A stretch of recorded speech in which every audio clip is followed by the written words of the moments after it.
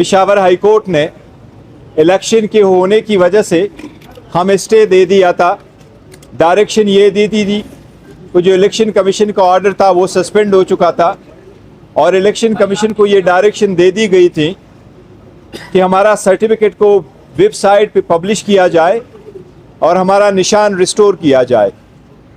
उस ऑर्डर को इम्प्लीमेंट किए बगैर इलेक्शन कमीशन ने पेशावर हाई कोर्ट में एक दरख्वास्त गुजारी थी और उनकी दरख्वास्त ये थी कि ये इंटरम रिलीफ वापस लिया जाए। उसमें एक ख़ास बात यह है कि आप सब लोगों को पता है जिस दिन ये हेयरिंग हो रही थी 26 दिसंबर को मीडिया भी मौजूद था, सारे जर्नलिस्ट कोर्ट के अंदर भी थे। ऑलमोस्ट 4 घंटे की हेयरिंग हुई थी। तकरीबन 1.5 घंटे की हेयरिंग एडिशनल अटॉर्नी जनरल साहब और डिप्टी जनरल साहब ने कर दी थी।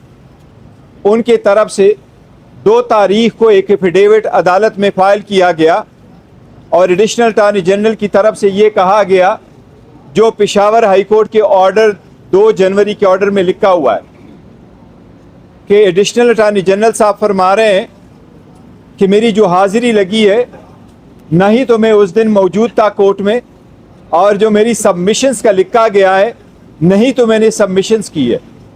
अदालत ने उस इस्तदा को मंजूर किया था कि आपने चूंकि एफिडेविट दिया है हम उस इस्तदा को मंजूर करते। हम समझते हैं कि ये बात दुरुस्त नहीं है क्योंकि वो कोर्ट में भी मौजूद थे और आर्गूमेंट्स भी हुए थे और इलेक्शन कमीशन का केस पुट अप भी हो गया था। एनीवे, अदालत ने यह मुनासिब समझा कि उस ऑर्डर को रिकॉल कर ले। चूँकि इलेक्शन हो रहे हैं, 13 तारीख बड़ा क्रिटिकल है। इलेक्शन कमीशन ने आज तक जो रिज़र्व सीट है जो पूरे मुल्क में 227 है उसमें 70 सीटें नेशनल असम्बली और बाकी सीटें प्रोविंशियल असम्बलीज़ की हैं। उसमें हमारी वमेन और नॉन मुस्लिम जो रिज़र्व सीट के लिए अप्लाई कर चुके हैं उनकी नॉमिनेशन की स्क्रूटनी अभी तक इलेक्शन कमीशन ने नहीं की, बल्कि इलेक्शन कमीशन ने उसकी वजह से स्केड्यूल में चेंज करके रखा कि आखिरी दिन 13 तारीख तक है। चूँकि मैटर अर्जेंट है, निशान अलाट होना बड़ा ज़रूरी है। एक पॉलिटिकल पार्टी के साथ कॉमन सिंबल न होना उस पॉलिटिकल पार्टी के डिसोल्यूशन के मुतरादिफ है। लिहाजा पार्टी को डिसफंक्शनल करना आईन की खिलाफ वर्जी है। इसके खिलाफ आज हमने पिटीशन इस अदालत में फ़ाइल की है। उसको नंबर अलाट हो चुका है, पिटीशन नंबर 7 अब 2024। इसके साथ हमने दरख्वास्त ही गुजारी है। अदालत से हमारी रिक्वेस्ट है कि उसकी हेयरिंग चूँकि आज अगर लेट ज़्यादा नहीं है तो उसकी हेयरिंग कल हर सूरत की जाए ताकि ये अनसर्टेनिटी ख़त्म हो। लोगों के फंडामेंटल राइट्स का इशू है, इलेक्शन का इशू है, इलेक्शन की डिले को बचने का भी इशू है।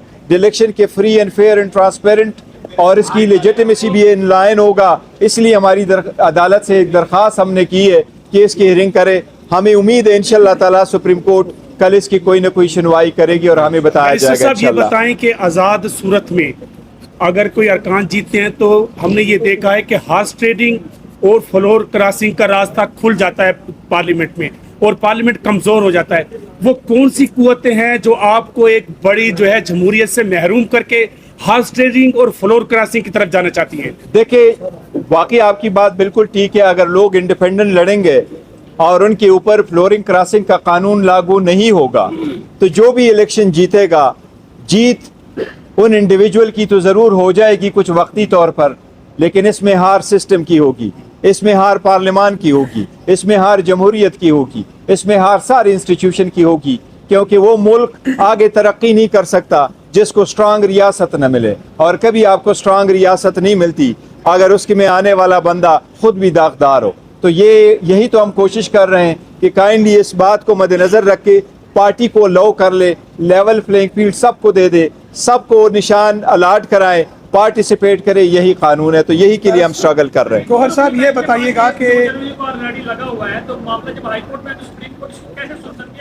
देखिए, वो इंटरम ऑर्डर है, वो इंटरम ऑर्डर के खिलाफ हम आए हैं। वो अदालत कल देखेगी इस मैटर को, वाकई मेरिट उस पर लगा हुआ है। लेकिन अगर किसी वजह से सुनवाई नहीं होती या अगर हो भी जाए और ऑर्डर आने में देर है तो हमारे पास सिर्फ एक दिन बच जाएगा, 11 तारीख, जो एक दिन में अगर होगा तो ये बहुत बड़ा नुकसान हो जाएगा। ये सारे, क्योंकि अगर ये کوئی بھی اور مسئلہ ہوتا other than allotment of a symbol پھر شاید ہو سکتا تھا، لیکن اس کی ارجنسی کی وجہ سے ہم سپریم کورٹ آئے کہ مناسب آرڈر پاس کر لیں۔ سر صاحب یہ بتائیے گا کہ ایک منٹ بات بتائیے گا کو کن کن چیلنجز کا سامنا ہے آئینی طور پر یا ویسے گراؤنڈ پر؟